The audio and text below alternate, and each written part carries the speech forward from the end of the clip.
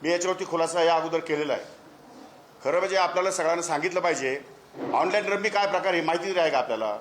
Online rummy खेळत असताना त्याला मोबाईल नंबर त्याला हे करावा लागतो, त्याला जॉईन करावा लागतो। वाटर तुमचा अकाउंट जे आहे बँकेचं ते अकाउंट पण त्याच्याबरोबर तुम्हाला संलग्नपणे राहावं लागतं। त्याच्याशिवाय तुम्हाला ऑनलाईन रम्मी खेळता येत नाही। आणि अशा प्रकारचं कुठलंही अकाउंट कुठलाही मोबाईल नंबर, माझा मोबाईल नंबर 9763711777 नंबर आहे। माझे अकाउंट बँकेचे अकाउंट मी या ठिकाणी देणार आहे।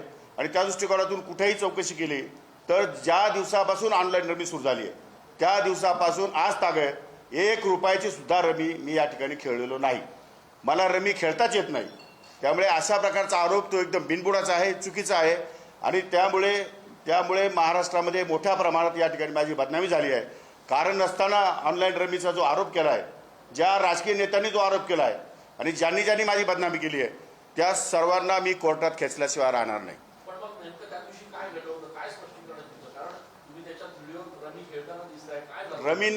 रमी नाहीच मी सांगितलं की मी त्या दिवशी हाऊसमध्ये माझं काम होतं, 6 वाजता हाऊसचा टाईम होता, माझं लक्षवेधी होती। आणि मला माझ्या OSD कडनं किंवा कोणाकडनं जरी माहिती मागवायची असेल तर SMS करावा लागतो किंवा फोन करावा लागतो किंवा मग या ठिकाणी तिथं त्यांना मध्ये येता येत नाही। त्यामुळे मग त्यासाठी मला एक मोबाईल मी मागवला होता। मोबाईल उघडल्यानंतर त्याच्यावरती लगेच तो गेम आला। तो गेम पॉपअप होतो सारखे 5-5 1-1 सेकंदाला ते गेम येत असतात। तो गेम मला तो स्काईप करता आला नाही, कारण तो मोबाईल नवीन होता माझ्या दृष्टिकोनातून। स्काईप कसं करायचं मला त्यात कळत नव्हतं, पण नंतर तो स्काईप केलेला आहे। पण स्काईप केलेला व्हिडिओ तुमच्यापर्यंत आलाच नाही किंवा तुम्ही दाखवलाच नाही। त्यामुळे तशा प्रकारचं जो त्याचे गेम येतात वारंवार सारखे, तो काही एकच गेम येत नाही।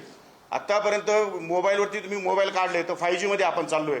त्यामुळे मोबाईलमध्ये कुठलाही गेम पटकन लगेच पॉपअप होतात, पटकन पुढे येतात आणि स्काईप करावे लागतात। पण स्काईप पण ते 30 सेकंद होत नाही। आणि हा 18 सेकंदाचा फक्त व्हिडिओ आहे जो जेव्हा मी फक्त मोबाईल उघडला आणि त्यातून त्याला स्काईप करण्यासाठी प्रयत्न करतो तर तेवढ्या वेळातला हा 10-15 सेकंदाचा फक्त व्हिडिओ त्यांनी शूट केला। आणि त्याच्यावरती आरोप प्रत्यारोप या ठिकाणी सुरू झाले। कारण नेवाचूक त्याच्यामध्ये काही संबंध नव्हता। आणि ते खेळण्याचा पूर्ण खेळ का दाखवला नाही त्यांनी? पूर्ण या ठिकाणी जर दाखवलं असतं तर आपल्या लक्षात आलं असतं मीडियाच्या आणि महाराष्ट्राच्या सुद्धा की अशा प्रकारचं काही त्याच्यामध्ये तथ्य नाही आहे।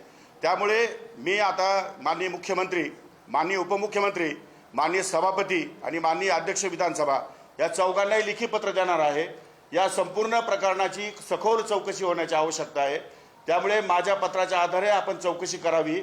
जर मी ऑनलाईन रमी खेळत असेल आणि मी जर दोषी सापडलो तर नागपूरच्या अधिवेशनामध्ये उपमुख्यमंत्री किंवा मुख्यमंत्री दोघांपैकी कोणी एकाने निवेदन करावं। त्या क्षणाला न थांबता मंत्री आणि उपमुख्यमंत्री आणि मुख्यमंत्र्यांना न भेटता राज्यपालाकडे जाऊन मी माझा राजीनामा सादर करेन।